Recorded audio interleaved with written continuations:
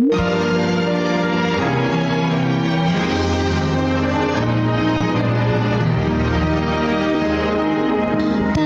tinawag upang ihayag si Jesus lang ang daan. Magpakumbaba, bahagi gawin, yan ang ating tungkulin.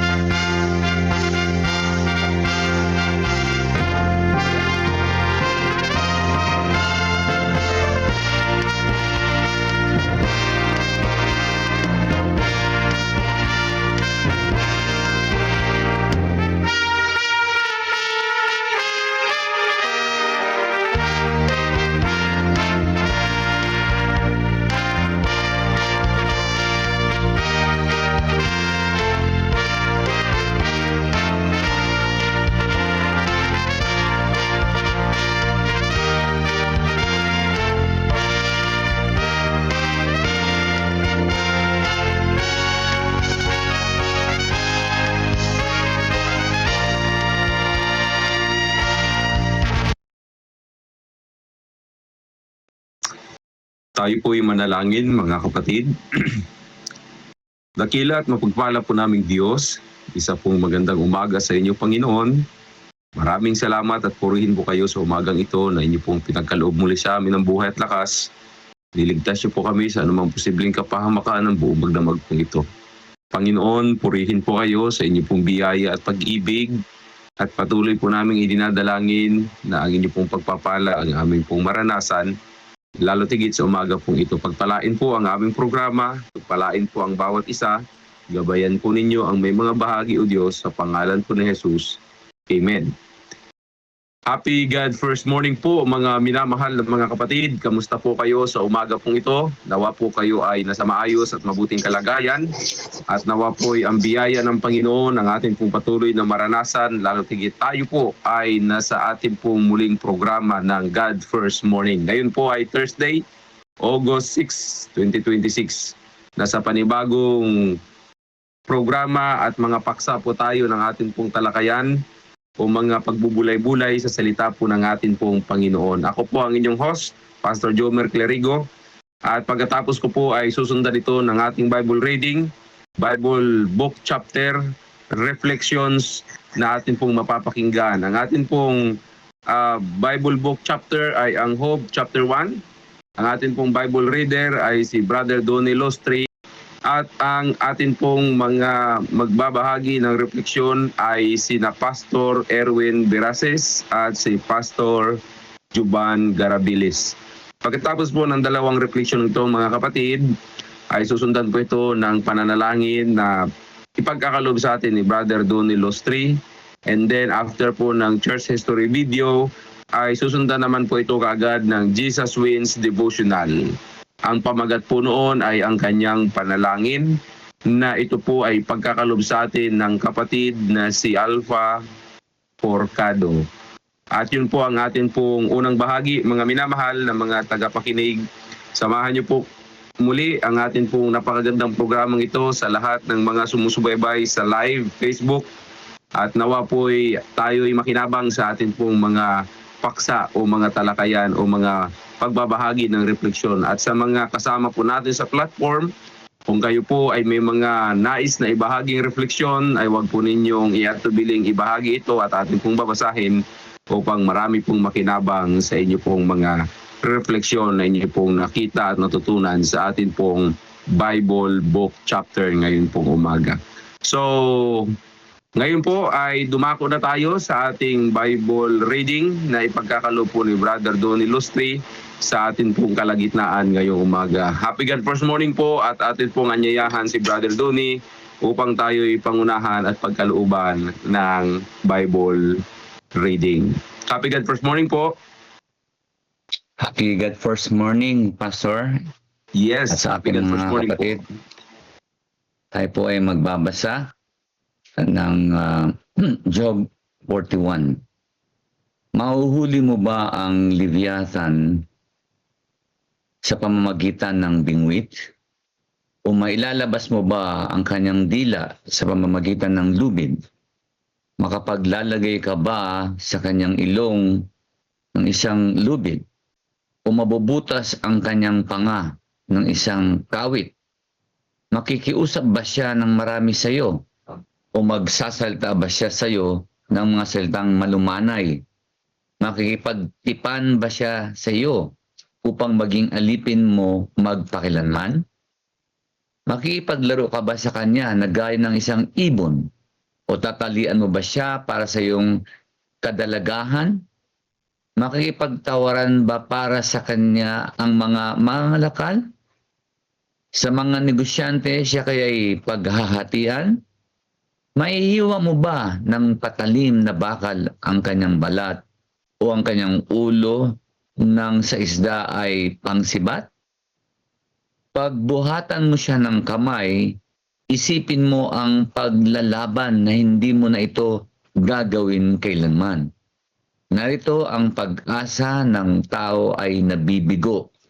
Siya'y pinabababa kahit makita lamang niya ito. Walang napakabagsik upang manghas na siya'y mapagalaw. Sino ngayon siya na makakatayo sa aking harapan? Sinong nagbigay sa akin na dapat ko siyang bayaran? Sa akin ang anumang nasa silong ng buong kalangitan. Hindi ako tatahimik tungkol sa kanyang mga bisig, ni sa kanyang mga dakilang kapangyarihan, ni sa kanyang mga mainam na hugis.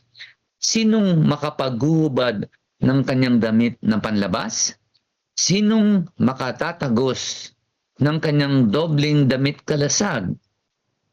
Sinong makapagbubukas ng mga pinto sa kanyang mukha? Pagkasindak ang nasa palibot ng ngipin niya. Ang kanyang likod ay gawa sa hanay ng mga kalasag na pinagdikit tulad ng isang pantatak. Ang isa ay napakalapit sa iba pa, anupat walang hangin na makararaan sa pagitan nila. Ang isa't isa'y magkakabit, hindi maihiwalay pagkat nagkakalakip. Ang kanyang mga pagbahin ay nagsisiklab ng tanglaw at ang kanyang mga mata ay gaya ng talukap, mata ng bukang liwayway. Sa bibig niya ay lumalabas ang nagliliyab na sulo. Mga alipatong apoy ay nagsisilukso. Sa mga butas ng kanyang ilong ay usok na lumalabas. Gaya ng mula sa isang kumukulong kaldero at mga talahib na nagniningas. Napapaningas ng mga uling ang kanyang hininga. At may apoy na lumalabas sa bibig niya. Ang kanyang leeg ay nananatili ang kalakasan at ang sindak ay sumasayaw sa kanyang harapan. Ang mga kaliskis ng kanyang laman ay magkakadikit, matibay ang pagkakakabit sa kanya at hindi maalis. Kasintigas ng bato ang kanyang puso, tigas na gaya ng panggiling na bato. Kapag siya'y tumitindig, ang mga makapangyarihan ay natatakot. Nawawala sila sa sarili sa kanyang kalabog. Kahit natamaan siya ng tabak, ito ay hindi tumatalab. Ni ang sibat man ng palaso, ni ng mahabang pangsibat. Itinuturing niyang parang dayami ang bakal at ang tanso ay parang bulok na kahoy lamang. Hindi siya mapapatakbo ng palaso. Sa kanyang nagiging pinaggapasan ang mga pantirador na bato. Ang mga pamalo ay itinuturing na pinaggapasan. Ang langit ng mga sibat ay kanya'y tinatawanan. Ang kanyang mga sangkap sa ibaba ay gaya ng matatalas na bibinga, parang paragos ng giikan kung siya'y bumubuka. Kanyang pinakukulo ang kalaliman na parang palayok. Ginagawa niya ang dagat na parang isang palayok ng pamahid na gamot. Sa likuran ay nagiiwan siya ng bakas na kumikinang.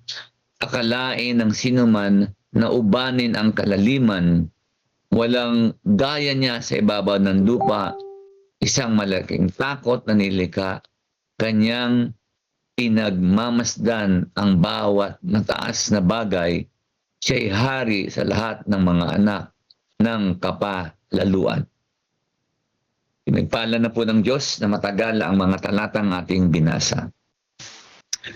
Amen. Amen. Thank you po, Amen. Brother Donnie. Ating pong ipagkaloob na sa ating pong mga pastor ang kanila pong mga refleksyon. Unahin po natin si Pastor Erwin Biraces. Happy God First Morning, Pastor.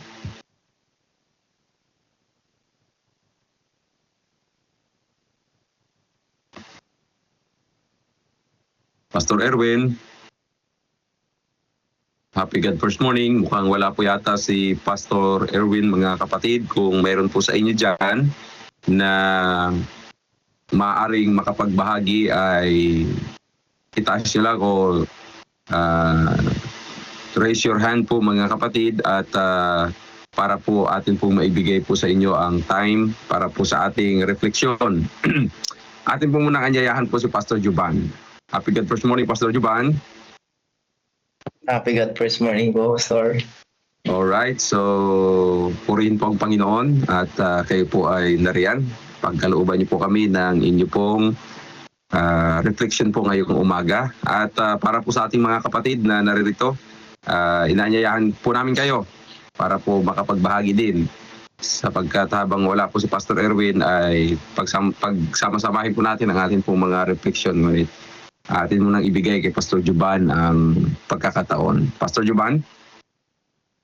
Thank you po, Pastor, sa pagkakataon.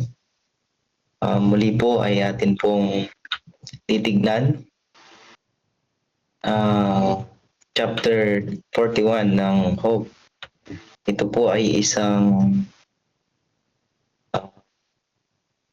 meron pong makapangyarihang bahagi sa aklat po ng Hope na kung saan ay nilarawan ng Diyos ang mga Levitian, na ang Levitian ay isang nilalang na hindi kayang kontrolin ng tao.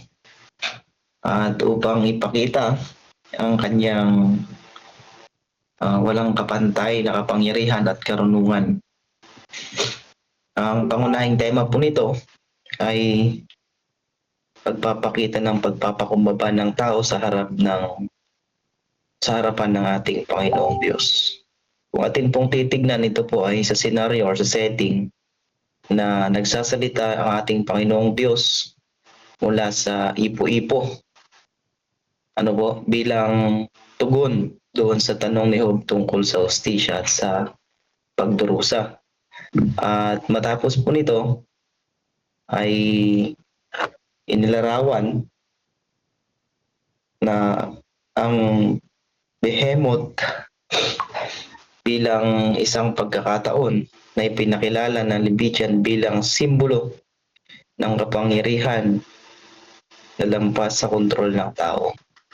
At yung layunin po nito ay direkta pong sinagot ang paghihirap ni Job na ipinakita na ang Diyos ay may ganap na kapangyarihan sa lahat ng nilalang at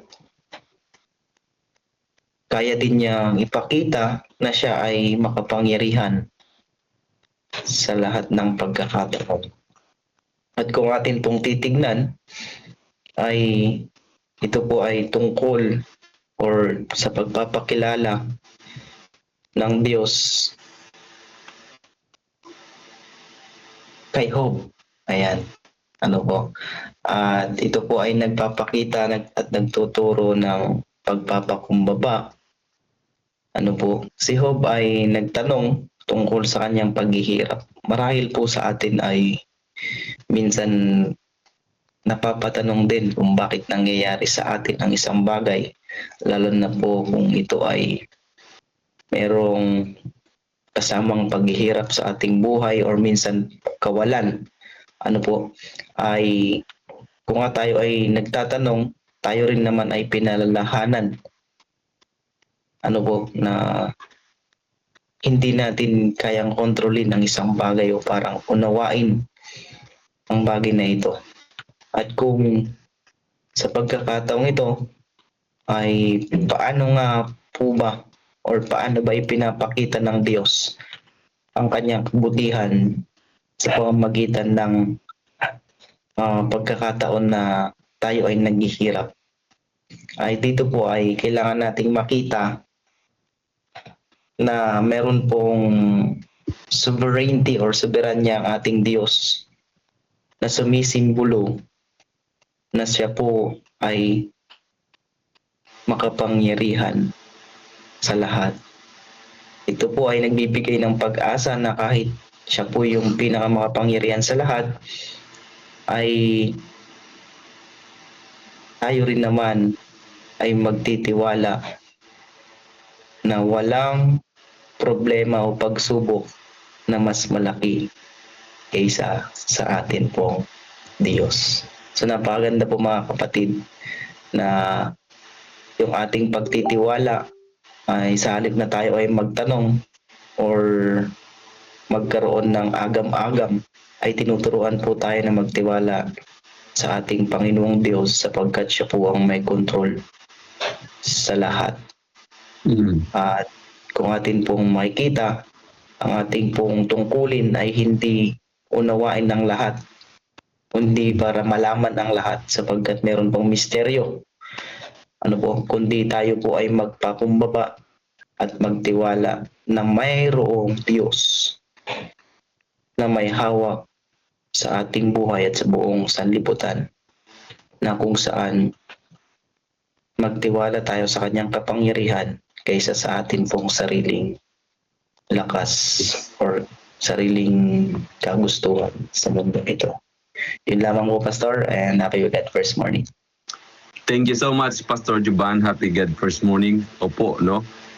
Muli pong ipinapaalala sa atin ng kabanatang ito na tayo ay marapat na patuloy na magtiwala po sa ating Panginoon, mga kapatid. Sapagkat ipinapakita ng kabanatang ito kung gaano po karapat-dapat na pagkatiwalaan po natin ang ating pong Diyos na may lalang ng langit po at lupa. Tayo po ay walang kakayanan sa mga bagay na nasa paligid po natin sa mundong ito, kundi tanging sa pamamagitan lang ng lakas at biyaya po ng ating Panginoon ay doon lamang po natin mapapanagumpayan ang bawat mga bagay na hamon na pinagdadaanan po natin, mga kaibigan, mga kapatid. Tandaan po natin, ang ating pong kahinaan ay wala pong magagawa sa kung ano po ang pwede nating mapanagumpayan sa mundo ito.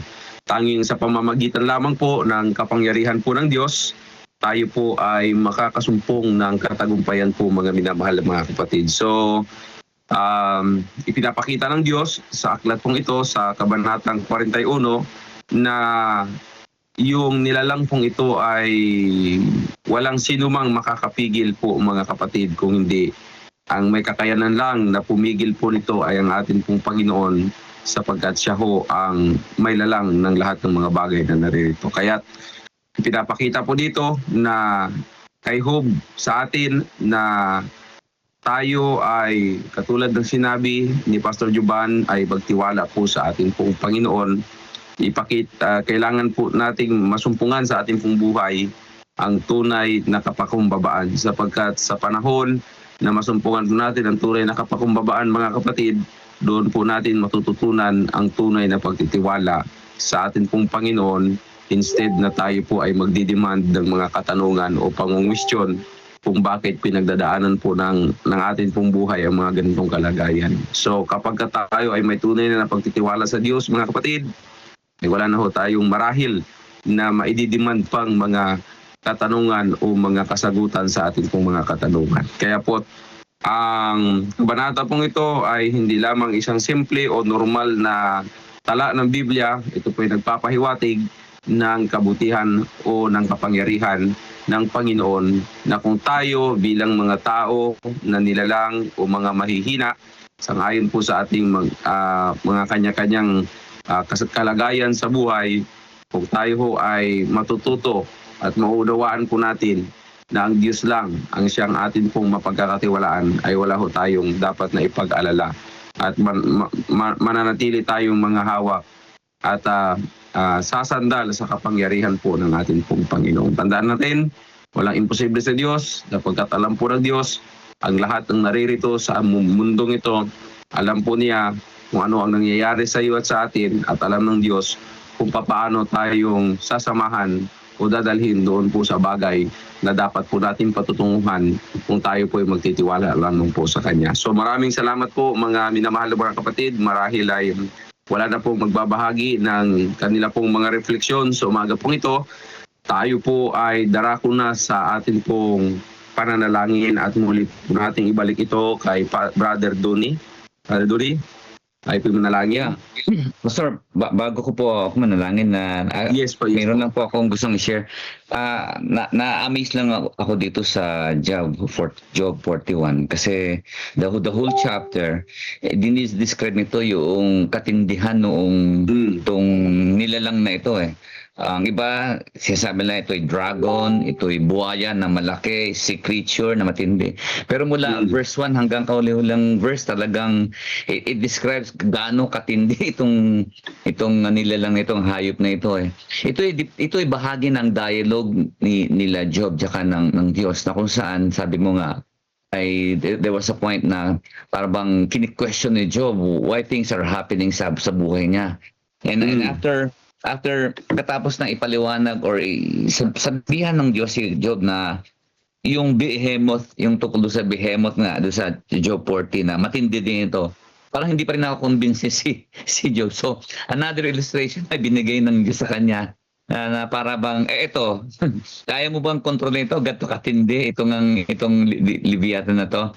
So, ang nakikita ko dito, ang gusto kong ibahagi dito yung sometimes ako din po ay gano'n na I am questioning God, why things are happening sa akin? Like at this moment na ako po ay talagang nag-commit full time in everything, at nakikita ko naman talaga yung pagpapala ng Diyos, yung epekto ng yung paggamit niya sa akin.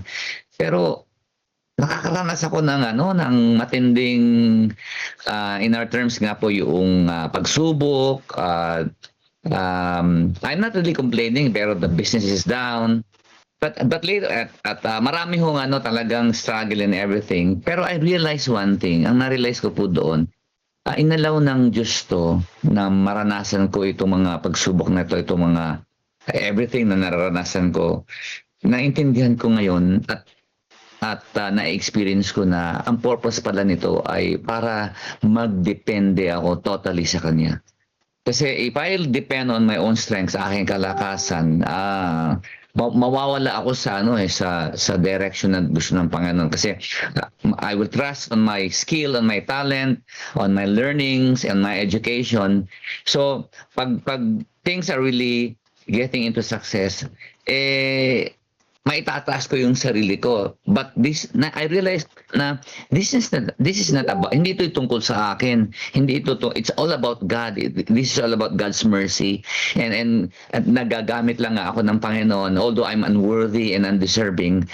Pero this is all about Him. Kaya tama itong na to na if I can control itong enormous creature na to, then I don't have to question God's wisdom sa kung bakit inaalaw niya itong mga pagsubok na to. Napakagandang panggising. I can say ito yung panggising personally sa akin na naman, ang tindi-tindi nito, hindi ko to kayang harapin. So why will I question itong mga nararanasan ko? So I'm really praising God. Salamat sa mga talatang ito. It reminds me one thing, na everything is all about God. Sige po, tayo po ay manalangin. Dakilang Diyos na buhay, napaka-buti niyo po, at kami po ay patuloy na sumasamba sa inyo. Totoo po yung inyong kaparaanan na hindi po namin kaparaanan. Marami pong bagay talagang hindi namin maunawa. Napaka-liit, we cannot even compare yung aming napakaliit na utak sa inyo, Panginoon.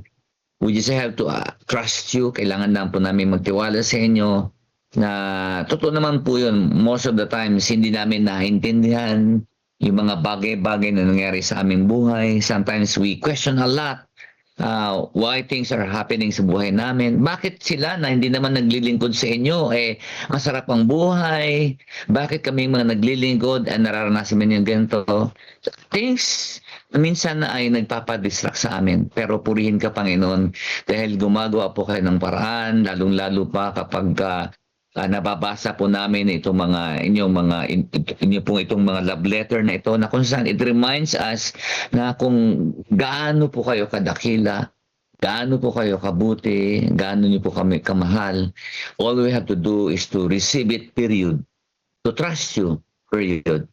No more, no less. At habang nagtitiwala po kami sa inyo, habang tinatanggap po namin ang inyong pagpapala, ang inyong pagdidisiplina, ang inyong pagtuturo, lalo po kaming napapalapit sa inyo, lalo po kaming nai-inlove sa inyo, At unti-unti niyo pong binabago ang aming mga karakter dahil iyan po ang nais niyo. Purihin ka, Panginoon. Maraming salamat po. Ito ang aming dalangin sa pangalan ni Jesus. Amen. Amen. Thank you so much, Brother Duni, for your prayer. At dumako po tayo sa atin pong susunod na bahagi.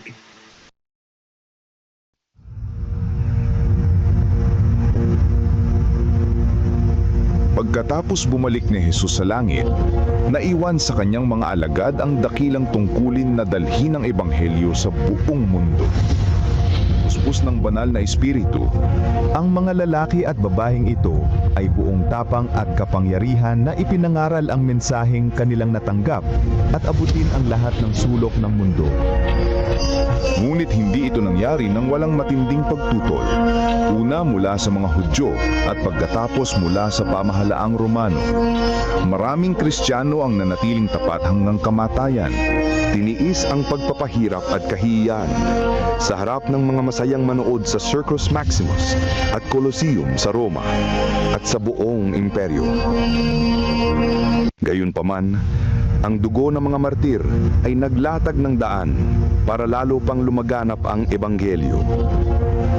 Pagkalipas ng mga taon ng pag-uusig ng mga emperador ng Roma, isang emperador na nagngangalang Constantine ang nagpahayag ng kanyang pagtalima sa Kristyanismo noong 312 AD. Naging tanyag ang Kristyanismo, ngunit kasabay nito ay pumasok din sa simbahan ang maraming paganong kaugalian at simbolo, lalo na sa Roma. Ang obispo ng Roma ay unti-unting nagkaroon ng higit na kapangyarihan at autoridad at nagsimulang tutulan at usigin ang mga taong kumikilala kay Jesus lamang bilang ulo ng iglesia at tumatanggap sa Biblia lamang bilang pinakamataas na pamantayan ng katotohanan. Upang makatakas sa lumalalang pag-uusig, ang tunay na bayan ng Diyos ay umatras patungo sa mga liblib na lugar ng Europa. Sa hilagang Italia, ang mga Waldenses ay nagtago sa mga kabundukan. Marami ang pinatay ngunit patuloy na nagningning ang liwanag sa kadiliman sapagkat ang Diyos ay nananatiling may kontrol. Siya ay nagbangon ng mga lalaking tulad ni Wycliffe, Hus, Tyndale, Luther, Calvin at Zwingli upang tumindig para sa katotohanan. Ipinaglaban nila ang Biblia lamang, pananampalataya lamang, at si Kristo lamang. Noong 1798, sa katuparan ng propesiya sa aklat ni Daniel, ang kapangyarihang panrelihiyon at pampolitika ng simbahang Romano ay pansamantalang nabawasan nang alisin ni General Berthier si Pope Pius VI sa kanyang trono. Kasunod nito, nagkaroon ng malaking pagkagising sa interes tungkol sa mga propesiya ni Daniel at marami ang naniwalang malapit nang bumalik si Jesus. Sa Estados Unidos, pinangunahan ng Baptist preacher na si William Miller kasamang daang-daang ibang tagapangaral ang pagtuturo tungkol sa pagbabalik ni Kristo noong 1844. Subalit nang hindi bumalik si Jesus noong 1844, masusing pag-aaral ng Biblia ang nagbigay liwanag sa isang maliit na grupo na ang ministeryo ni Kristo sa makalangit na santuaryo ang dahilan ng kanilang matinding kabiguan. Natuklasan nila sa Biblia na ang ikapitong araw ay Sabat na itinalaga ni Jesus para sa kanyang bayan. Unti-unti nilang naumawaan na ang kanilang misyon ay ipangaral ang mensahe ng tatlong anghel sa Apokalipsis 14. Bilang mga Seventh-day Adventist, ang layunin nila ay ipangaral ng may kapangyarihan ang walang hanggang ebanghelyo at ihanda ang mundo sa pagbabalik ni Kristo. Mahigit sa 160 years na ang lumipas, mga taong dumaan sa dalawang World War, maraming kampanyang militar, mga krisis sa ekonomiya, ang pagtaas ng ateismo at sekularismo at pagdami ng populasyon ng mundo. Dumami rin ang mga natural na kalamidad na pabalik-balik at lumalala. Sa panahong ito, ang misyon at mensahe ng iglesia ay mas may kabuluhan at mas agaran kaysa dati. Si Jesus ay malapit nang dumating at ang mundo ay dapat na maihanda. Maghanda sa pagsalubong sa Diyos.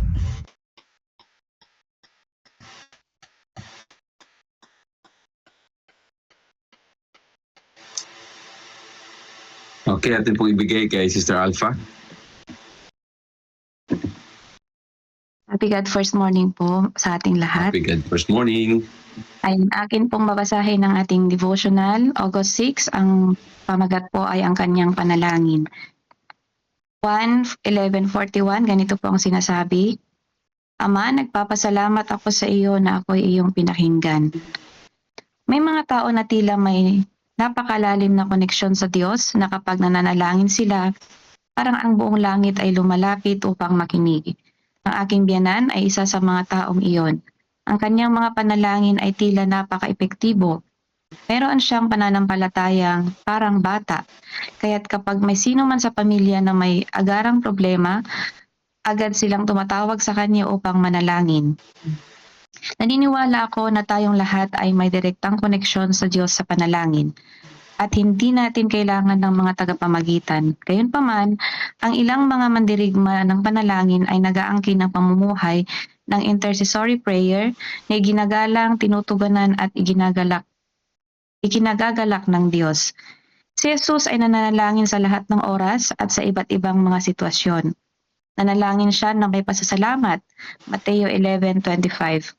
Nanalangin siya para mangyari ang kalooban ng Ama, Marcos 14:36. At nanalangin siya para sa partikular na tao.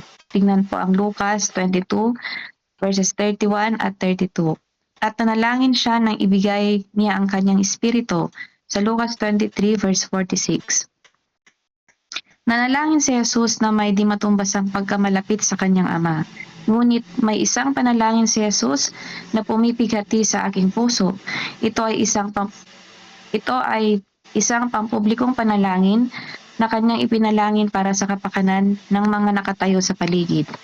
Ang bato mula sa libingan ni Lazaro ay inalis na. Tumingin si Jesus sa itaas at sinabi, Ama, nagpapasalamat ako sa iyo na ako'y iyong pinakinggan. At alam kong ako'y lagi mong pinapakinggan.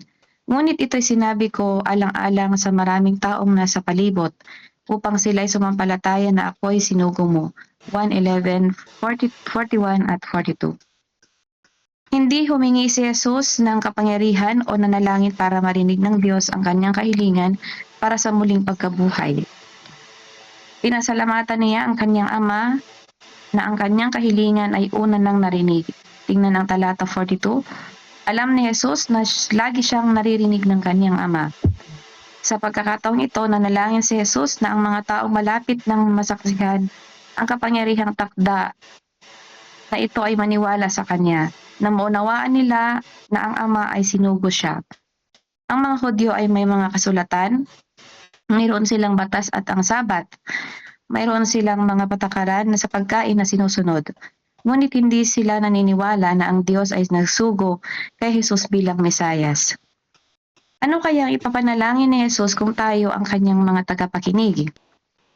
Marahil ay ipapanalangin niya na tayo ay maniwala na ang kanyang sakripisyo ay higit pang sumasapat at sumakatuwid ay mamuhay ng walang takot sa hinaharap. Marahil ay ipapanalangin niya na tayo ay ganap na makapagpahinga sa kanyang gawaing pangkaligtasan, na punong-puno ng kagalakan ng kaligtasan at katiyakan ng kanyang dakilang tagumpay. Sa pangalan ni Jesus. Amen. Ano yan po? Ang atin pong devotional ay tungkol sa panalangin. Ano po ang panalangin? Ito po ay taus-puso, bukas na komunikasyon na pakipag-usap natin sa Diyos at ito po ay pribilegyo ng bawat mananampalataya. Sa atin pong nabasa ay meron po akong dalawang natutunan na aral at nais ko pong ibahagi din po ito sa inyo. Ang una po ay sa atin pong binasa, nakita po natin o narinig po natin na si Jesus ay nung nandito po siya sa lupa, ang lahat po ng kanyang ginagawa ay dinudulog niya po ito sa Ama. Lahat po ng kanyang ginagawa ay dinadalangin niya po ito sa Ama at naniniwala po siya at alam niya na lagi siyang pinapakinggan ng Diyos. Sa atin naman pong buhay ngayon, sana po ay pagsumikapan nating tularan ang iniwang halimbawa ni Jesus na lahat ng ating ginagawa o naman pong sitwasyon ng ating buhay ay maging kagaya natin si Jesus. Mahirap pong gawin ito pero sa magitan po ng ating pagsusumikap at sa tulong ng Panginoon ay magagawa po natin. Ano po ba ang iba't ibang sitwasyon natin sa buhay? Tayo po ay masaya, tayo po ay malungkot, tayo po ay nasa mabuting karamdaman, tayo po ay may karamdaman, tayo po ay naghihirap, tayo po ay maginhawa ang ating buhay, tayo po ay successful or may mga disappointments. Sa lahat po ng sitwasyon ng ating buhay, pinapaalala po sa atin sa ating devotional ngayon na lagi po nating dalhin ang ating puso sa Diyos sa panalangin. Pero in reality po, sa totoo lang ay sa kabisihan po natin sa buhay, nakakalimutan na po nating manalangin ng taimtim. Ayan po ang nangyari. Salamat po sa ating devotional na nagpapaalala sa atin sa kalagahan po ng panalangin sa bawat sitwasyon ng ating buhay. Pangalawa po ay si Jesus po ay nanalangin sa libingan ni Lazaro. Siya po ay nanalangin hindi para sa kanyang sarili, kundi para sa mga taong nakapaligid o nakikinig upang sila po ay maniwala na siya ay sinugo ng Diyos. At sa atin naman pong buhay, kung i-reflect natin, naniniwala po ako na marami sa atin dito ang nakaranas na ipanalangin. Tayo po ay tinatawagan din na manalangin para sa ating pamilya, para sa ating mga kaibigan, para sa mga taong hindi pa tumanggap kay Kristo. Alam ko po na marami sa atin dito, kahit na mga hindi natin ka-join dito ngayon, na maraming karanasan na tayo po ay naipanalangin ng ating mga mahal sa buhay, ng ating mga kaibigan, ang mga taong hindi pa tumanggap kay Kristo. At naniniwala ako na sa pamagitan po ng ating panalangin na yon ay nabuksan po ang kanilang puso para sa Diyos. Sa huli po, gawin po nating pamumuhay ang panalangin gaya ng iniwang halimbawa ni Jesus sa atin. Ayan po. Pagpalain po tayong lahat. Amen. Thank you so much, ma'am, for the reflections. At amin po kayong anyayahan na kami po ay pangunahan muli sa isang taimtim na pananalangin. Tayo po may manalangin, ma'am. Tayo po yung manalangin. Panginoon, maraming salamat po sa aral, sa reminder na aming narinig sa umagang ito. Tulungan po kami, turuan po kami na manalangin hindi lang kapag maganda o magaan ang aming damdamin, kundi lalo kapag sa oras po na kami ay nanghihina. Tulungan po kaming maging malapit sa inyo sa lahat ng sitwasyon at pagkakataon sa aming buhay, na hindi po maging hadlang ang kabisihan namin sa buhay upang makalimutan namin ang pananalangin. Salamat sa iniwan ni Jesus na halimbawa na pagsusumikapan po namin gawin din habang kami ay naghihintay sa inyo ikalawang pagdating. Pagpalain po ang bawat isa sa amin. Ito po ang aming dalangin sa pangalan ni Jesus. Amen. Amen. Thank you so much po, Sister Alpha, Madam. Maraming salamat po rin po natin ang Panginoon. Tumako po tayo sa ating pong God First video.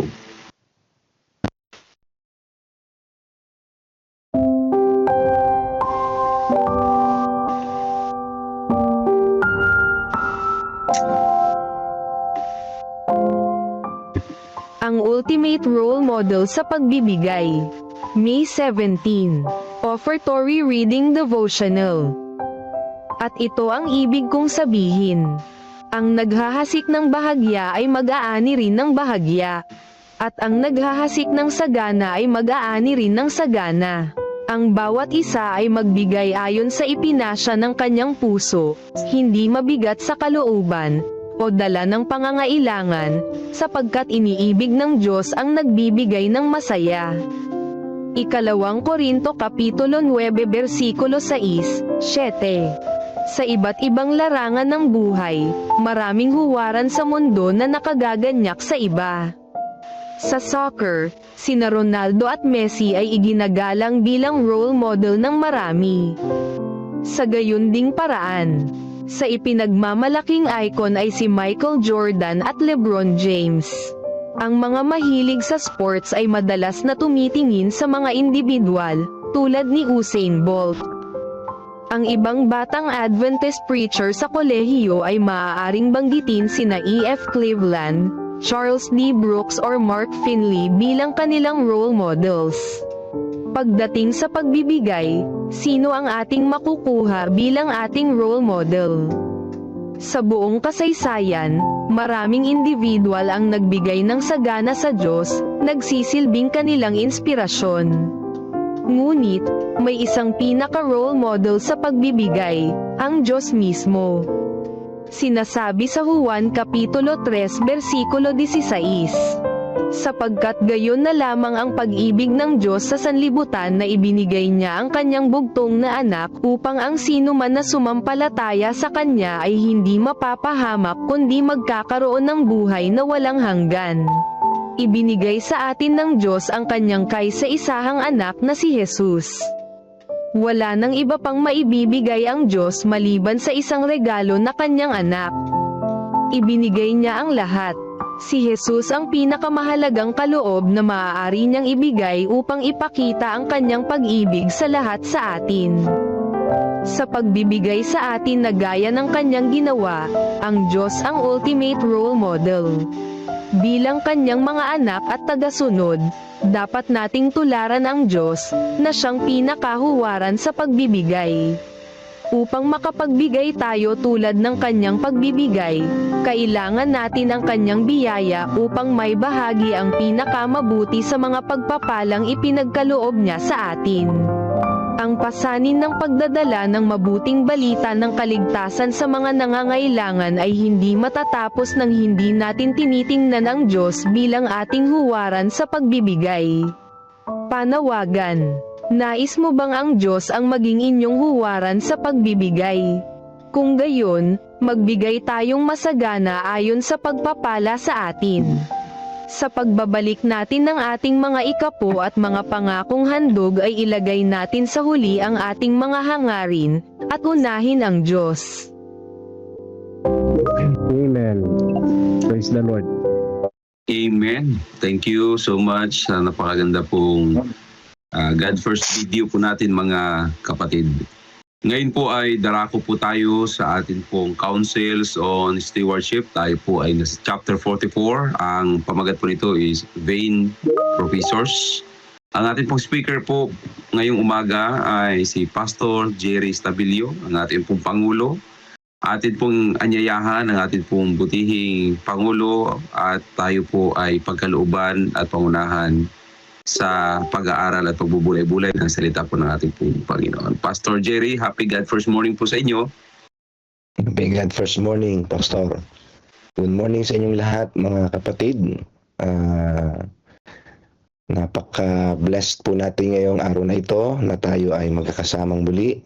Bagamat masungit po ang panahon at marami sa atin marahil ay nabalitaan na sa ating government declaration na wala akong pasok, mga kapatid.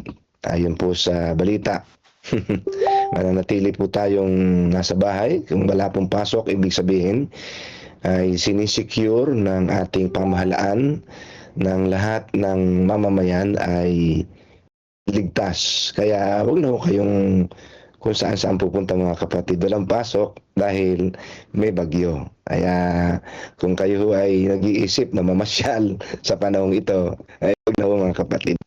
Tayo ay manatiling ligtas sa mga tahanan at ipanalangin ang mga possible na idudulot na muli nitong ating bagyong Maymay ba, Pastor Jomer? Si Maymay, ang ating... Yes po, si Maymay po ang bagyo ngayon. Medyo magta-traverse siya dito sa ating bansa, mga kapatid. Kaya inaagapan na po natin yan at manatiling nakaabang tayo, mga kapatid, sa mga posibleng bayanihan na pwede po tayong makabalita kung paano tayo tutulong kung sakali na mayroon pong di maiiwasan na mga mangyayari sa ating teritoryo at sa iba pang mga lugar na mga ngailangan ng ating tulong finansyal. God First Morning po sa inyong lahat, mga kapatid, at napakabuti ng ating Panginoon. Tayo po ay halos nangangalahati na sa aklat ng Counsels on Stewardship. Tayo ay nasa chapter 44 na ang pamagat nga po ayon kay Pastor Jomer, tama po yon, ay Vain Professors. Tayo po muna ay manalangin. Dakila at mapagmahal naming Diyos, kami po ay lumalapit sa inyo ngayong umagang ito na muling aming pag-aaralan ang iyong mga payo sa mga prinsipyong pagiging katiwala. Tulungan mo po kami na maunawaan ang iyong kalooban at sa iyong biyaya kami ay makapamuhay ayon po dito na masumpungan ng buhay namin ay maunlad, hindi man sa bagay na material, kundi sa bagay na kapayapaan, kalusugan, at maayos na pamumuhay. Ngiling ko po, Panginoon, ang iyong Santong Espiritu, ang maging gabay namin sa aming gagawing pagbubulay-bulay, reflections sa mga sipi ng aklat na ito na makukuha na namin ng mga prinsipyo. Salamat po sa iyong pagdinig, Ama, sa aming mga panalangin. Inihiling namin sa pangalan ng Panginoong naming si Jesus. Amen. Okay, isama niyo rin pala mga kapatid sa panalangin ang mga taong may mga sakit. Sa panahon ito, uso po ang trangkaso, mga virus. Sama po natin sa panalangin. Tulad ko po, ako po ay not feeling well gabi pa at ngayon po ay medyo malat pa po yung boses. Yan. Sige po, pinilit po natin itong ilagay sa Tagalog sa tulong po ng ChatGPT. Yan ho ang purpose ng ChatGPT sa akin. Tagalogin para magkakaintindihan tayo kasi minsan yung English ng ganitong mga panahon ay medyo hindi maliwanag sa iba, no? So sa atin pong pamagat, vain professors, kung inyo pong titignan parang sa unang basa ay ito po yung mga tagapagturo, no? Yung professors. Dito yung salitang professors, mga kapatid, ay yung po mga nag-aangkin. Yun po yung ibig sabihin niyan. Yung mga tawag dito, pag sinabi pong vain, tinignan ko po sa English dictionary, kapag hindi po alam yung paggagamitan, tulad po nitong title na ito, vain professors, ay agad na ating makikita ng option ng synonym ng vain ay conceited, o alam niyo na mga kapatid, sa ating modernong pananalita ay alam niyo ba yun, mahangin, no? Mayabang, no? Mapagmalaki, na tagapagturo, parang ganun yung gustong iparating, no? Pero ito po ay kung sakali mang tama rin ang salitang vain professor sa konteksto ng salitang pinaggamitan sa sipi ng artikulo ng ating binabasa ngayon, ay maaaring sabihin nating mayabang na pag-aangkin. Pero dito ho, ang pinakamagandang madalis natin maintindihan ay yung pong vain professors ay walang kabuluhang pag-aangkin ng pananampalataya. Bakit ba, mga kapatid? Bakit ganon ang pahayag, no? Walang kabuluhang pag-aangkin ng pananampalataya o mapagmalaki o mahangin na pag-aangkin. Vain professors.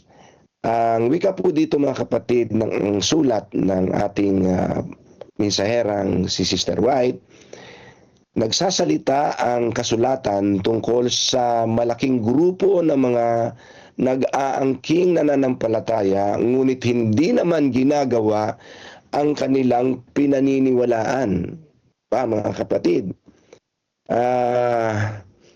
marami pong natagpo sa ating buhay personal, maging sa obserbasyon sa labas ng sa loob at labas ng ating simbahan, na ang kasulatan daw ay nagsasalita tungkol sa mga taong ganito na nag-aangkin ng pananampalataya ngunit hindi naman ginagawa ang kanilang pinaniniwalaan. In this passage, mga kapatid, ay ang bibigyang diin ni Sister White ay yung tungkol po sa pamamahalang pinansyal, no? Ito po yung context ng salita. Ang edad po ng simbahan natin sa mga panahong ito na kanyang isinusulat ito po o sinulat ito ay 44 anyos pa lang ang ating simbahan. Batang-bata pa po. So ibig sabihin,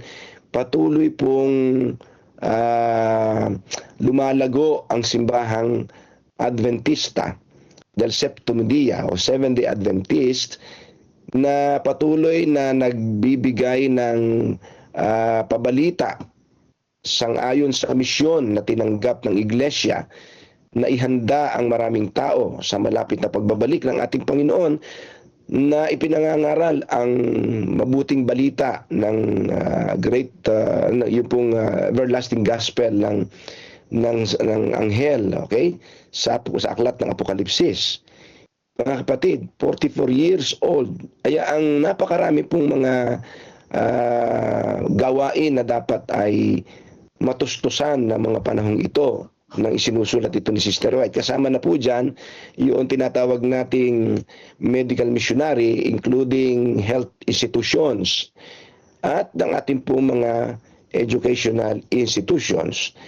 Kaya nangangailangan po ng mga financial support.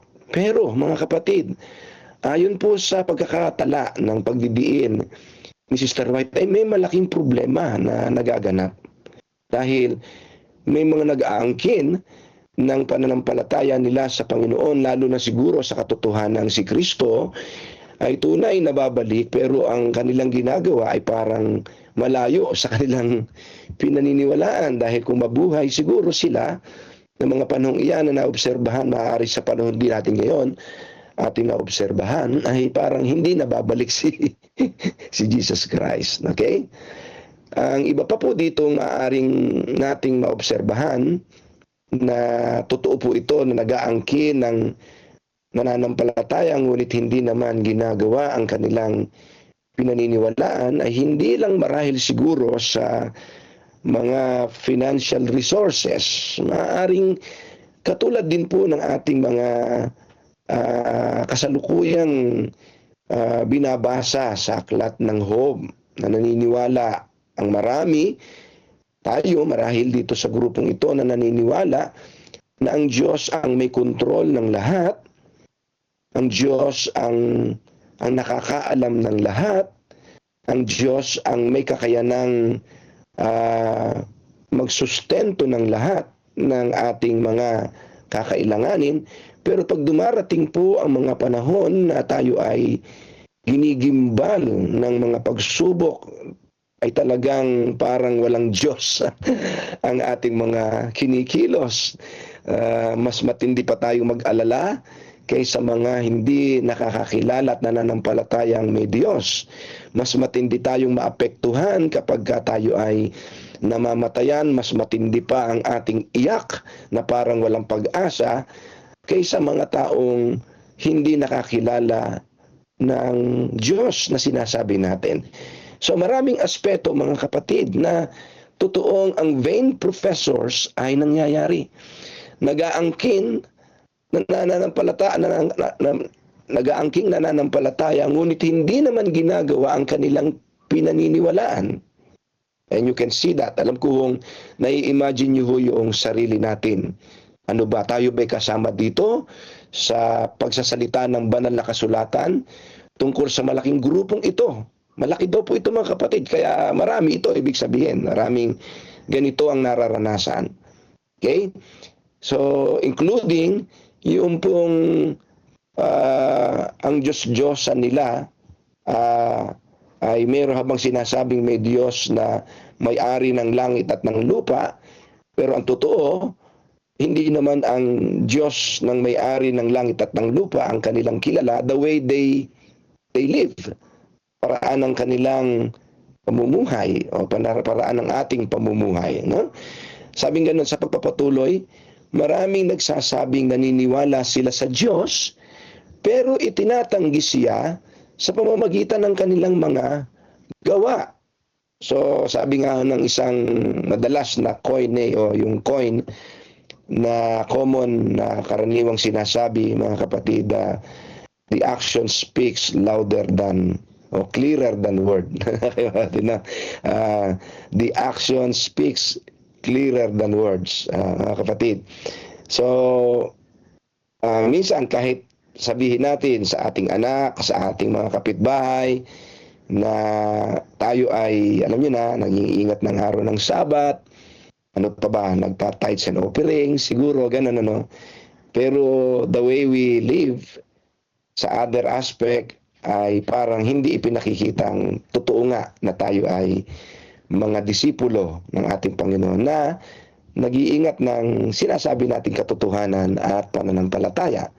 Yan po ay maaaring maiisip ninyo yung pong madalas na nagiging tawag dito argumento, ano, nagiging argumento ng marami sa atin at ginagamit din po natin na argumento sa mga taong sasabing kupas na ang pag-iikapo at pangingili ng araw ng Sabat, na habang ginagamit natin yung text ng Mateo 23:23, kaakibat noon ay hindi maitatatawa na parang tayo yung kinakausap noon, na sinasabi na tayo ay nag-iikapo ng erba buena, sabi nga nun, di ba, sabi nga nun sa talata.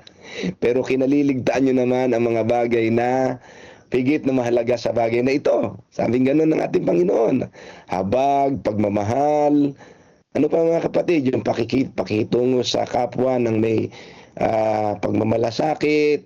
Ay ang sabing ganun ni Kristo, gawin nyo nga itong lahat, pero huwag nyong kaliligtaan ang isang importanteng bagay. Yung habang tayo ay mayroong katotohanang taglay, di sana tayo mapagsabihang sinungaling sa ating mga sinasabi dahil sa ating mga ginagawa ay malayo sa ating mga sinasabi o pinaniniwalaan. Okay, that's the point mga kapatid. Ang pagbibigay nila ng labis na halaga, ito na po yung point mga kapatid. Ang pagbibigay nila ng labis na halaga sa pera, yun po yung maraming nagsasabing naniniwala sa Diyos, pero itinatanggi siya sa pamamagitan ng kanilang mga gawa. Tulad ng pagbibigay nila ng labis na halaga sa pera, mga bahay, mga lupain, ay nagpapakita na sila ay mga tagasamba sa Diyos-Diyosan at tumalikod sa pananampalataya. May ganun ba sa atin? Meron ba pa tayong ganun sa ating puso na nagsasabing tagasamba sa Diyos-Diyosan o sumasamba sa Diyos-Diyosan dahil yung higit na halaga ng mga bagay sa lupang ito ay higit kaysa kahalagahan ng ating pagkilala o pagsunod sa pananampalataya at pagkasunod sa kalooban ng ating Diyos na nag-aangkin na siya ang may-ari ng lahat. Hindi natin maitanggi yung ating mga gusto sa kagustuhan ng Diyos. Ang lahat ng pagiging makasarili ay kabawasan sa kabutihan ng paghahangad na hindi sa iyo. Gusto ko po itong basahin sa English. All selfishness is covetousness and is therefore idolatry. Many who have placed their names on the church roll, marami daw po mga kapatid na mga naisulat ang mga pangalan sa talaan ng iglesia, bilang mga naniniwala o believers in God, naniniwala sa Diyos at sa Biblia, ang sa totoo ay sumasamba sa kanilang mga ari-arian o mga tinataglay, inaangkin, na yun ay pag-aari ng Diyos na ipinagtiwala sa kanila ng Panginoon na sila ay maging daluyan ng tulong na buhat sa Diyos. Mga kapatid, ganun ba ang nangyayari mga kapatid?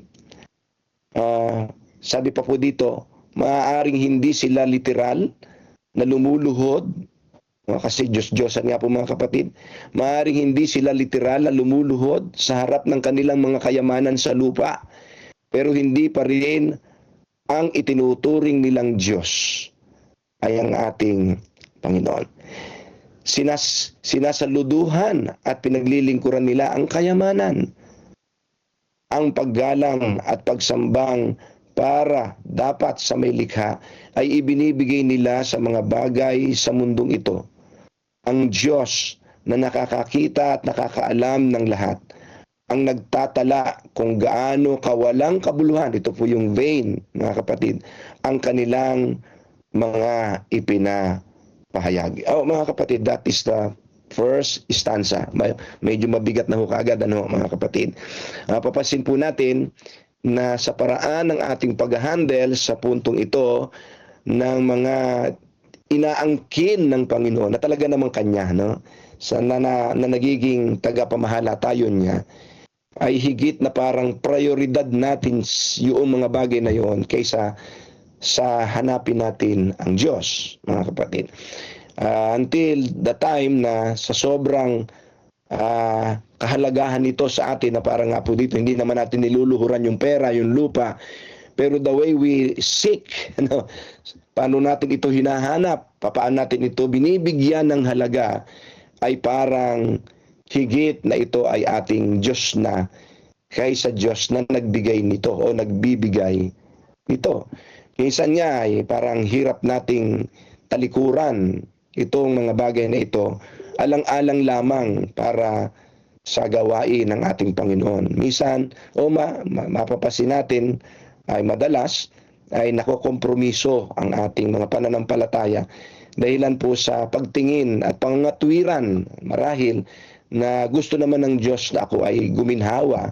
Pero totoo, mga kapatid, gusto tayo ng Diyos na guminawa, pero hindi sa point na talikuran natin siya at higit na bigyang halaga ang mga bagay na bigay lamang niya, pero iiwanan natin siya sa labas ng ating mga pintuan ng ating mga buhay at hindi na siya ang prioridad. Hindi ho ganun ang gusto ng Panginoon.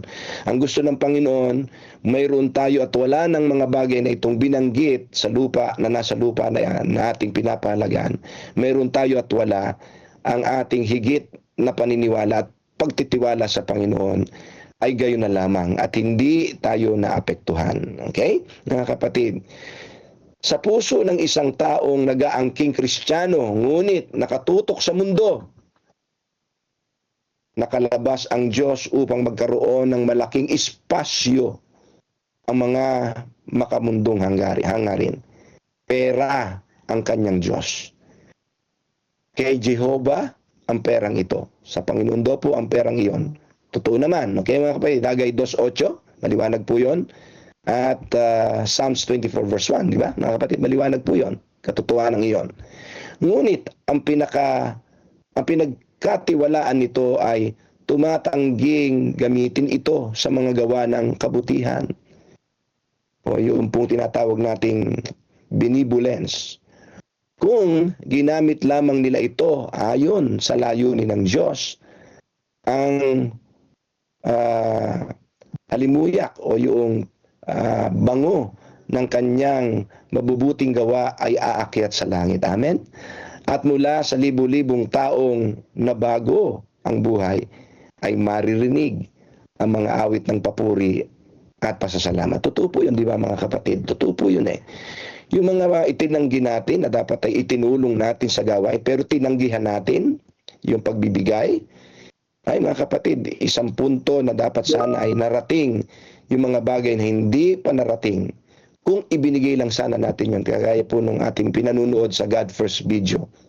Kapatid, kung nai-realize lang sana ng marami yon, sabi ni Sister White, yung malaking grupo ng mga taong vain professors, yung mga bagay na yon, imagine niyo kung wala tayong itatanggi, kundi paghiningi ng Panginoon sa pangangailangan ng kanyang gawain, ayon sa kanyang mithiin, ang mga bagay ay wala tayong itatanggi, kundi malaya lang nating ipagagamit sa kanya. Imagine niyo mga kapatid, mula rito hanggang bukas at sa susunod na taon, ilan na kaya ang mga taong nakaabot o napaabutan ng mabuting balita at nagkaroon na sila ng pagkakataong marinig ang pag-ibig ng Diyos at sila rin ay maging handa kasama natin sa pagbabalik ng ating Panginoon. At sila rin ay kasama na nating umaawit, nagpupuri at nagpapasalamat sa kabutihan at katapatan ng Diyos na ipinakita sa kanila at sa atin. So yun daw pong mga bagay na hindi natin tinanggi, kundi malaya nating inilagay sa layunin ng Diyos, mga paggamit ng ang mga bagay sa lupang ito, magiging malaking pabango, halimuyak na tinatanggap ng langit yung ating mga ibinigay at ginawa. Okay? Upang mapalago ang kaharian ng Diyos. Upang gisingin ang mga taong patay sa kasalanan. Yun po yung magagawa ng mga hindi natin ipagkakait. Ibigay lang mga kapatid. Okay? Magigising daw po yung mga taong makasalanan, magsisisi sila, tatanggapin nila ang biyaya na nagliligtas. At ipahayag sa mga makasalanan ang nakapagpapagaling na pag-ibig ng tagapagligtas. Amen? Dito dapat ginagamit ang ating pera. Yan. Ngunit madalas, ginagamit ito para sa sariling karangalan. Sa halip na maging paraan upang ihatid ang mga kaluluwa sa pagkilala sa Diyos at kay Kristo. Ano po natin mga kapatid, i-evaluate po natin ito. No? Gaano karami ang ating higit na ginamit sa mga bagay na layunin ng Diyos sa mga bagay na pangluho natin. Yan. Yun po yung madiin na maaaring pwede nating iwanan. Na magdadala sana ng papuri at pasasalamat sa nagbigay ng lahat ng mabuting bagay. Ang mga kayamanan sa lupa ang naging dahilan upang matakpan ang kaluwalhatian ng Diyos at maging malabo ang tanawin ng langit. Dahil sa maling paggamit ng pera, napuno ang mundo ng mga masasamang gawain. Ang pintuan ng isipan ay naisara laban sa tagapagligtas. Ano daw po mga kapatid? Yung maling paggamit ng perang napag-aari ng Diyos na nasa kamay ng bawat isa. Yun daw po, natatakpan, nakukublihan, nalalabuan ang maraming mga tao na tungkol sa ating tagapagligtas. Isan sana naging maliwanag ang lahat kung nakikita sana sa mga tagapag-profess, okay, nagpapahayag, nag-aangkin na ang lahat ay sa Panginoon ay hindi nagdadamot na ibigay ito para sa pagbibigay ng liwanag ng katotohanan sa marami pang nasa kadiliman. Tuloy natin. Pahayag ng Diyos, akin ang ginto at ang pilak. Amen. Okay? Ayan po naman ay nakasulat naman talaga sa Hagay 2:8. Mayroong malinaw at tumpak na talaan ng Diyos sa bawat anak ni Adan upang malaman kung paano nila ginagamit ang kanyang mga ipinagkaloob. Maaaring sabihin ng mga taong nakatutok sa mundo, okay? Hindi naman ako Kristiyano. Hindi ko naman sinasabing naglilingkod ako sa Diyos. Ngunit, nababawasan ba nito ang kanilang kasalanan sa pagbabaon ng kanyang mga biyaya at pinagkukunang yaman sa mga makamundong negosyo para lamang sa sarili nilang kapangyarihan o kapakinabangan? Mga kapatid, ito naman po ay sa labas naman po ito ng church.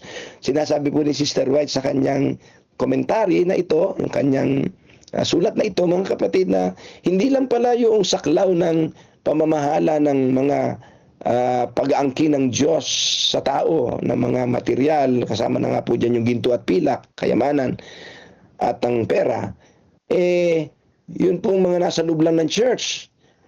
Kahit po yung mga hindi Kristiyano, hindi naman ako Kristiyano, ano ba naman pananagutan ko sa Panginoon? No, mga kapatid, nawawala ba, sabing ganun dito ng punto, nawawala ba ang katotohanan na ang Diyos pa rin ang may-ari ng lahat ng meron sila sa pagtatangging hindi naman sila Kristiyano at hindi naman sila naglilingkod sa Diyos? Nawawala ba yung katotohanan na yon? Hindi, mga kapatid. Hindi nababawasan nito ang kanilang kasalanan. Mga kapatid, ang mga taong hindi Kristiyano na maaaring hindi katulad natin na tayo Kristiyano, naniniwala sa Diyos at sa pananampalataya sa Kanya, wala na ba silang kasalanan? Meron, mga kapatid. Bakit? Dahil ang totoo lamang, lahat ng tinatanggap ng tao, Kristiyano ka man o hindi, no? Lahat ng tao, lahat yan ay pag-aari ng Diyos. Lahat ng tinatanggap, lahat ng mayroon, hindi nawawala ang katotohanan, Diyos ang may-ari. Yung lahat ng nandito sa lupa, ang Panginoon ang may-ari. Kung yan ay nasa kamay ng mananampalataya o sa kamay ng hindi mananampalataya, hindi nawawala ang katotohanan sa Panginoon niya. Kaya ang lahat ay mananagot. Mananagot sa may-ari. Okay? Nagsasalita ako sa inyong mga hindi nakakakilala sa Diyos na maaaring nakakabasa ng mga linyang ito, sapagkat sa kanyang patnubay, maaaring pinarating ito sa inyo. Ano ang ginagawa ninyo sa mga pag-aari ng inyong Panginoon? Ano ang ginagawa ninyo sa lakas ng katawan at isip na ibinigay niya sa inyo? O, ito mga kapatid, no? Hindi lang pera, kahit yung mga kakayanan, yung pag-iisip, no? Yung katawan, yan ay pag-aari ng Panginoon. Kaya ninyo bang, kaya nyo bang panatilihin gumagalaw ang inyong katawan sa sarili ninyong kakayahan? Parang kinakausap tayo ng Panginoon dito through this question. Parang si Job na rin. No? Kaya nyo ba yan? Kung magsalita man ang Diyos ng isang salita na kailangan na ninyong mamatay, agad kayong tatahimik sa kamatayan? Ha? Kung pahintulot ng Panginoon na tanggalin yung hangin, may magagawa ba tayo? Hindi ba siya ang may-ari ng buhay? Parang ganun ang ibig sabihin. Kung gagawin ito ng Panginoon, wala naman tayong magagawa kasi siya naman talagang may-ari. Araw-araw, oras-oras, minu-minuto, kumikilos ang Diyos sa pamamagitan ng kanyang walang hanggang kapangyarihan upang panatilihin kayong buhay. Meron pa bang magtatanggi? Meron pa bang tatanggi na ang Panginoon ang may-ari ng lahat? Na dapat lahat tayo ay may kapananagutan. Siya ang nagbibigay ng hininga na nagpapanatili ng buhay sa inyong katawan. Kung pinabayaan ng Diyos ang tao, tulad ng pagpapalampas ng tao sa Diyos o pag-neglect, o pinabayaan, kung sabi po dito sa English, kung nag-neglect ang Diyos sa tao, nakatulad ng pag-neglect ng tao sa Diyos, ano na kaya ang nangyari sa sangkatawan? Purihin ng Diyos. Buti na lang, hindi siya katulad natin, mga kapatid. Buti na lang, hindi ang Diyos ay katulad natin. Hindi tayo tinatalikuran ng Diyos. Hindi tayo pinababayaan. Pero tayo, madalas na tinatanggihan, tinatalikuran ang Diyos. Purihin ng Diyos sa kanyang kabutihan, pagmamahal, na siya ay palaging tapat. Hindi tayo iniiwan, hindi tayo kinakalimutan. Bagamat madalas, ang tao, kinakalimutan siya. The great medical missionary ay may malasakit sa mga gawa ng kanyang mga kamay. Ipinapakita niya sa mga tao ang panganib ng pagsasara ng pinto ng puso laban sa tagapagligtas, na nagsasabing nagbabalik loob kayo o magbalik loob kayo, bakit ninyo gustong mamatay? Ezekiel 33 verse 11. Mga kapatid, ito pong huling sipi ay nagbigay si Sister White ng panawagan na ang medical missionary work ay isang paraan na doon natin pwedeng dalhin ang mga tulong para ipahatid ang pagkalinga ng kamay ng Diyos sa mga nangangailangan. Pagtulong na gustong ibigay ng Panginoon ay padama ang kanyang pagmamahal ng tagapagligtas sa mga taong nangangailangan. Itong mga panahon ito po ay kinakailangan ng tulong ng medical missionary. Kasama po dyan yung mga tinatawag nating mga institusyon. Pero sa panahon ito mga kapatid, laganap na ang lahat ng mga institusyong pinagagamitan ng mga offerings. Okay? Kasama na dyan yung pagmamanage ng tithe, ng World Church tithe.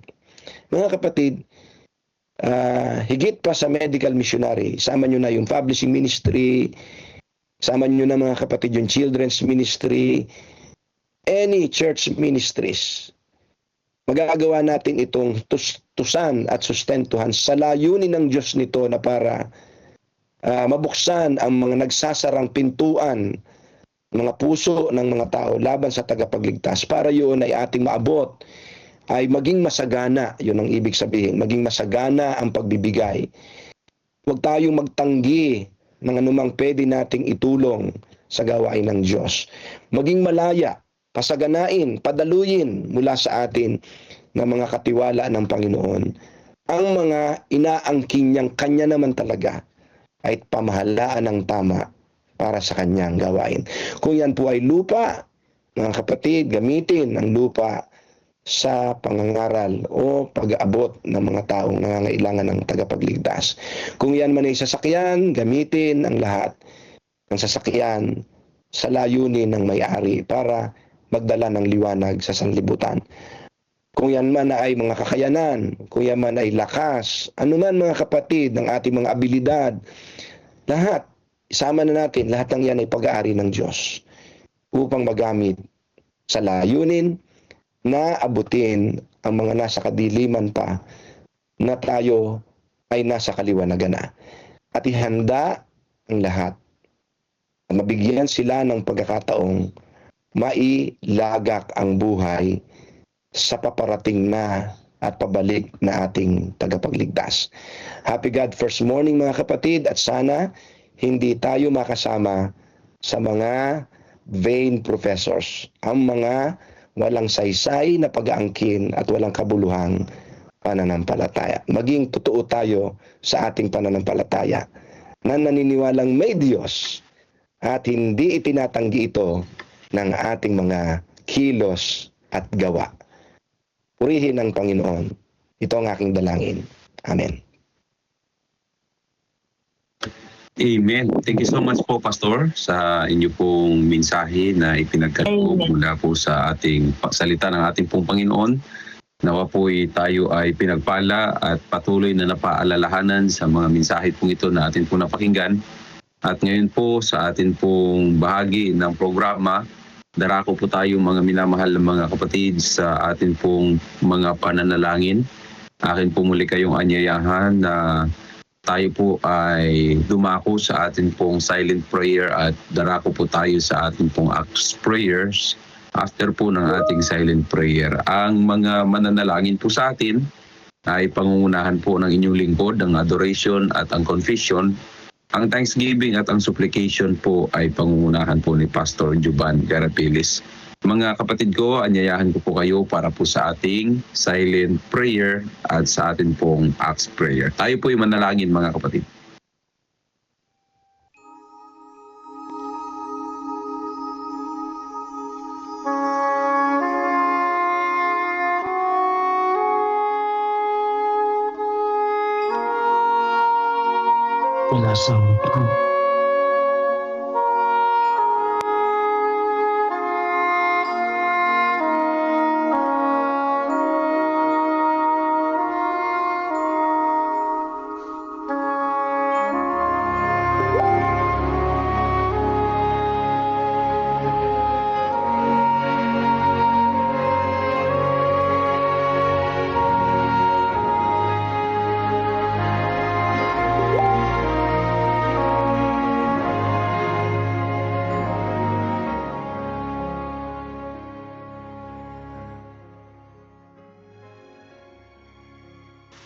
Tayo po'y manalangin. O Diyos naming dakila at makapangyarihan at puno ng pag-ibig, diyan po sa kaitaasan ng langit. Ama, kami po ay patuloy na pumapailang lang ng aming pong mga tinig sa inyo pong banal na luklukan. Amin pong muling ibinabalik sa inyo ngayong umaga ang patuloy na kalwalhatian at papuri sa inyo pong dakila at banal na pangalan ng Diyos. Kami po ay patuloy na kumikilala ng inyo pong kabutihan sa amin pong buhay. Patuloy na amin pong dinadakila ang inyo pong banal na pangalan sa amin pong kalagitnaan. Kaya't kayo po, Panginoong Diyos, ay marapat na papurihan sa Espiritu at katotohanan. Ngayon pong umaga, Panginoon, kami po ay lubos na lumalapit na mayroon pong kapagumbabaan ng amin pong mga puso at ng amin pong buhay, kumikilala ng amin pong pagiging hindi karapat-dapat at patuloy na umaasa sa inyo pong mayamang biyaya sa pamamagitan po ng inyong kapatawaran sa lahat po ng aming mga kasalanan. Panginoon, mangyari po nawa na ang amin pong buhay ay patuloy na makasumpong ng inyo pong mayamang pag-ibig upang sa amin pong buhay sa araw-araw ay taglay po namin ang patuloy na kasiglahan, kapanatagan na kami po'y pinatawad sa amin pong mga kasalanan. Kaya sa umaga pong ito, Panginoon, patuloy po naming isinasamo ang lahat pong ito at patuloy po naming inaasahan ang inyo pong biyaya at pangunguna po sa amin pong buhay. Pagpalain po nawa ninyo ang aming pong pagsamong ito, O Diyos, sa pangalan ng aming pong Panginoong Hesus.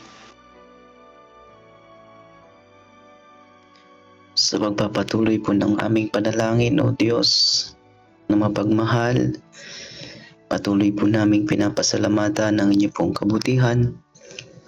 Salamat sa pagkakataon na kami po ay muling makapaglingkod sa amin pong Diyos. Salamat po sa buhay. Salamat sa kalakasan.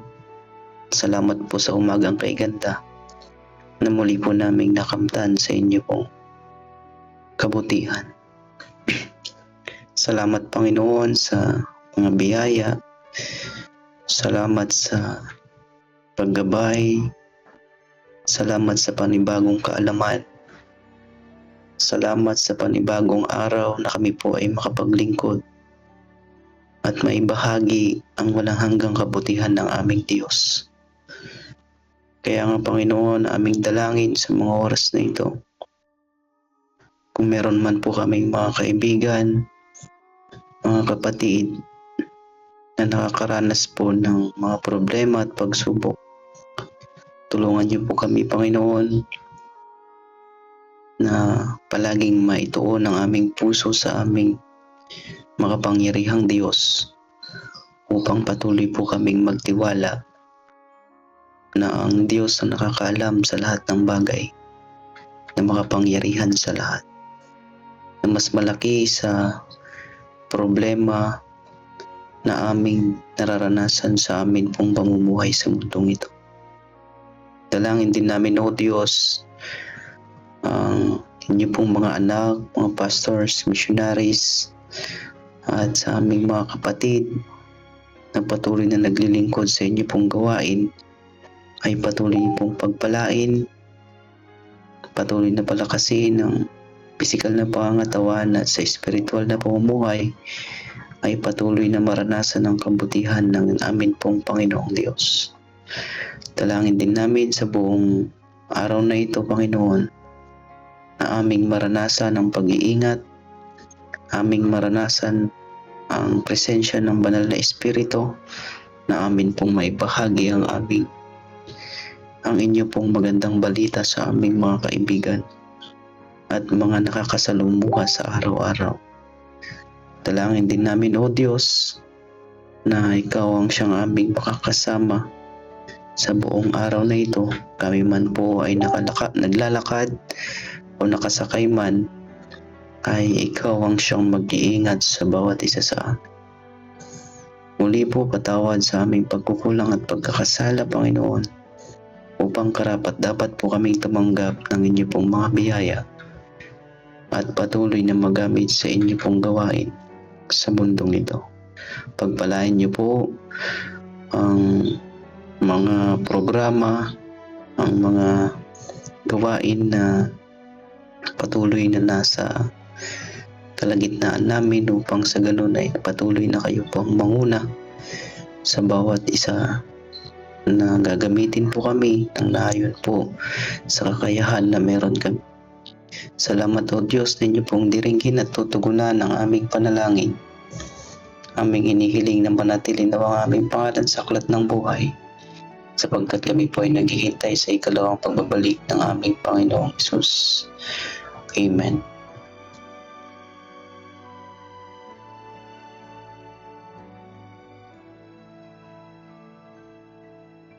Amen.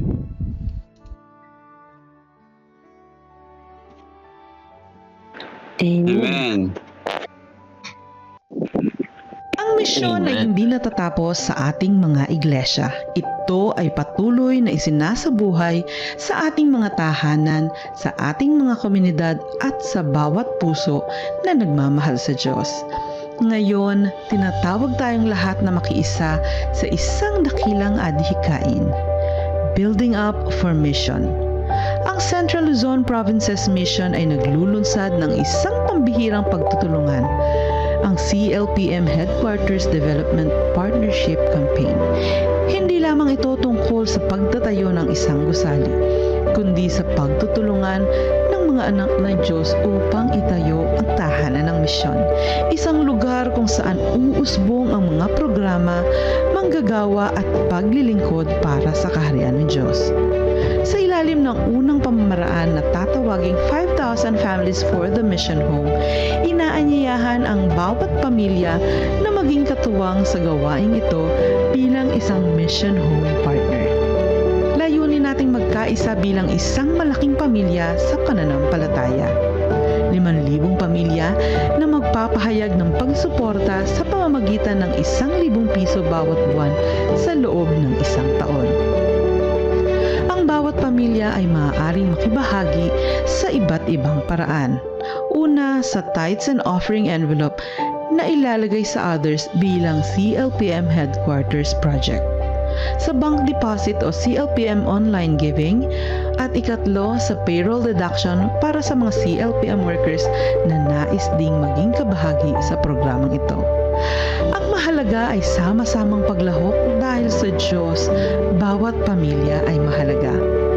Bilang pagkilala, ang bawat Mission Home Partner ay tatanggap ng Mission Home Partner Plaque at ang kanilang mga pangalan ay itatala sa Wall of Faith ng bagong CLPM Headquarters.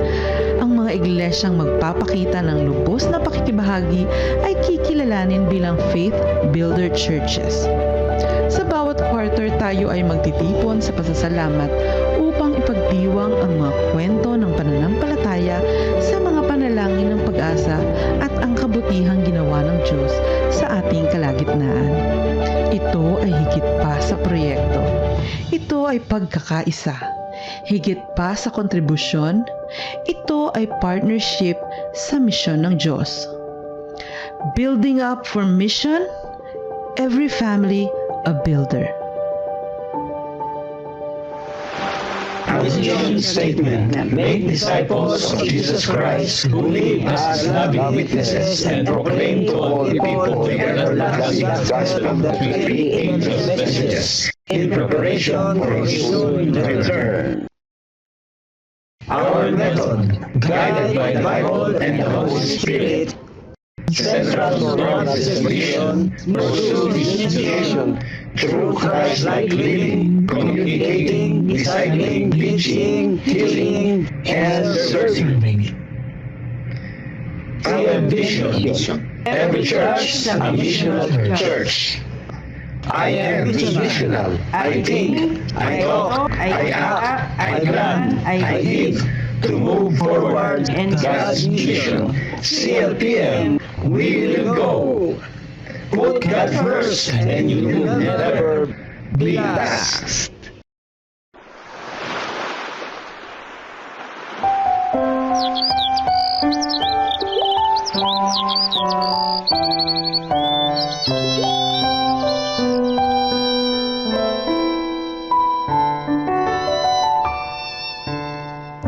Kapag kay Kristo'y tayo'y magtatapat, sa lahat ng bagay ay magiging sapat. Sa bawat oras namang patnubay, tiyak na kakamtin walang hanggang buhay. Ang Diyos ay nangako sa mga taong tapat, sa lahat ng bagay ay magiging sapat. Atin siyang purihin sa lahat ng oras, awit ng pagluwalhati ating itaas.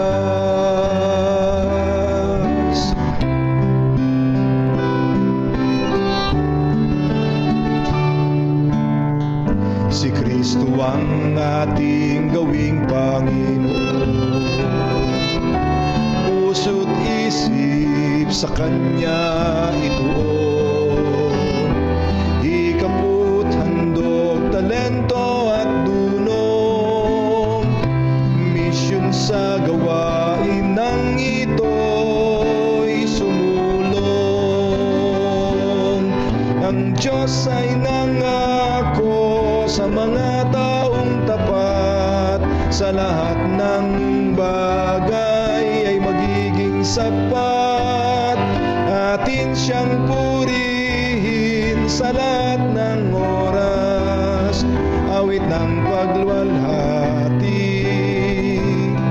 ating itaas. Pagagaanin ating mga pasan, sa mga suliranin kanyang tutulungan. Magtiwala tayo't siya ang tawagan, tunay na ligaya ay makakamtan. Ang Diyos ay nangako sa mga taong tapat, sa lahat ng bagay ay magiging sapat. Atin siyang purihin sa lahat ng oras, awit ng pagluwalhati ating itaas. Papuri't luwalhati sa kanya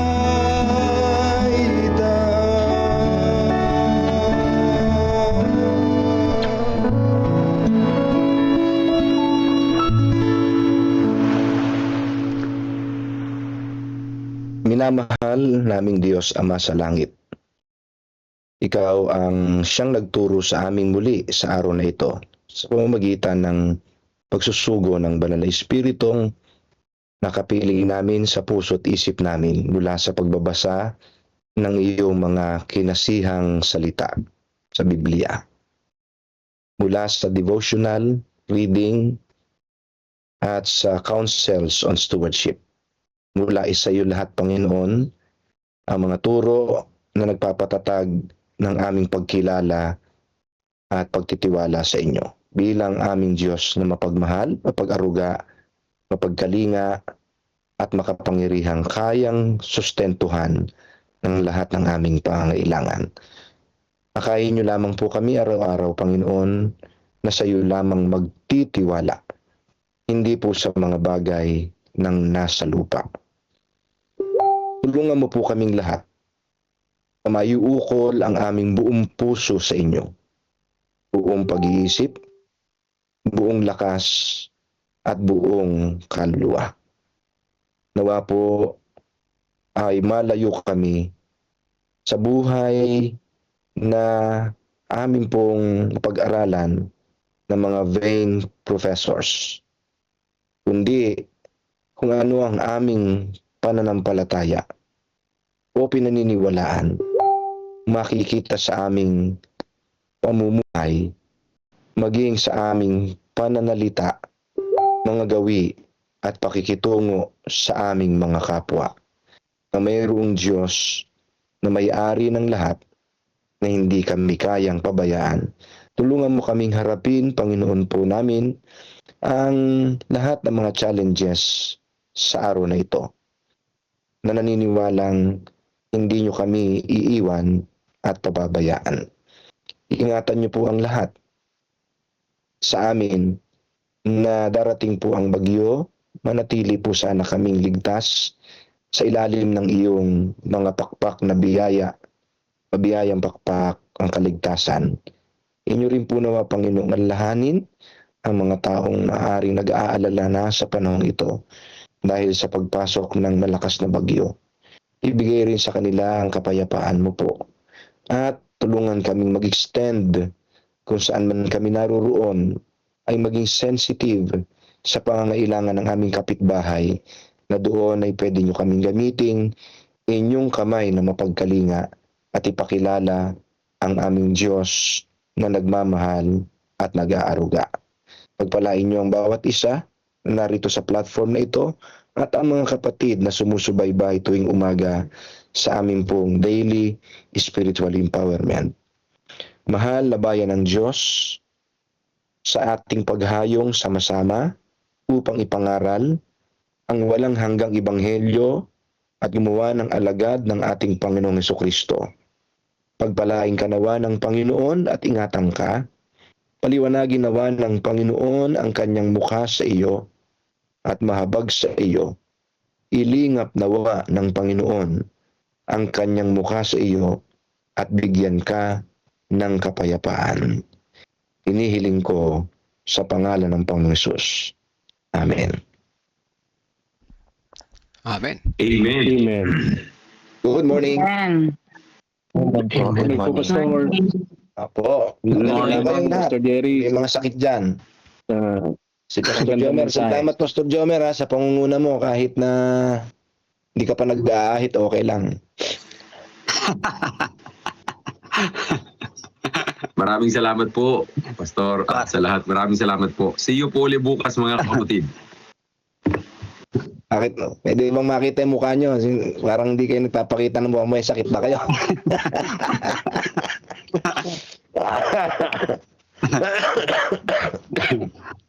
Yan. Sige. Morning po. 79. 81 tayo. Huwag kang kumukunti Okay lang. Magalit po kayo, Pastor. Ay, okay po. Salamat po sa panalangin ninyo. Ayun, may nakita na akong mukha. Brother Bilal. po, Pastor. Sige. Pastor, thank you po. Morning, Pastor. Respeto ko kayo na ayaw nyo magpakita pero mas maganda nakikita ko po. Namimiss ko na kaya kayong lahat. Asan na si Brother Thank you, Edmond? Pastor. Hindi pa siguro nagtututbrush. Ayun si Brother Edmond. Brother Elvin. Brother Brother Edmond Edmond, busy. hindi ka naman nagpapakita nagtututbrush ka naman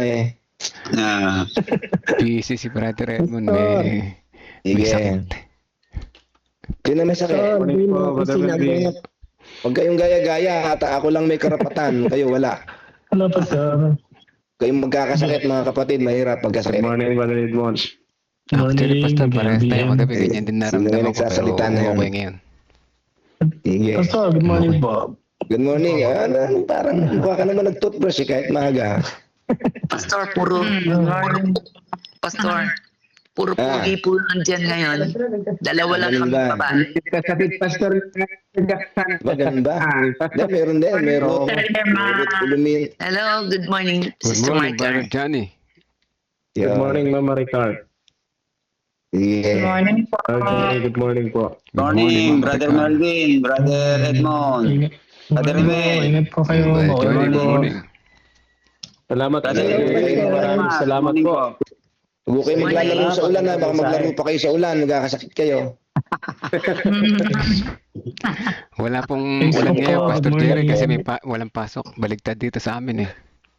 Ganun ba? Pag walang Sa pasok, inyo pala sa Japan, sa Japan, pag walang ulan, walang pasok. Pag may ulan, may pasok. Ganun ba? ganun po. Kasi Monday, Tuesday, walang pasok pero walang ulan. Kahapon nagpapasok, maghapon ulan. Ayun. Ayan, tuloy nagkasakit to. Basta walang pasok sa buong Nueva Ecija. Dali natin sa impeachment yung mga yan. Eh ngayon, wala na naman pasok. Malamang maghapon na naman ito, hindi ulan. Napupogi ng aking mga kapatid Love you mga kapatid. Opo. Kahit hindi niyo ako love, okay lang ako. Basta malaga, love ko kayo. Okay. Sige, bye-bye. Okay God po first mga morning. kapatid, See you salamat sa again. pakikinig, salamat God pakikisa first at morning tayo po. magka-shutdown na. Sa Facebook po, Brother good Edmond. morning. Bilangan mo na. In 5, Edmond, Melvin. 3, 2, 1. Bye-bye po mga kapatid. Bye-bye po. Bukas ulit at mamayang gabi. Bye-bye. Bye-bye po.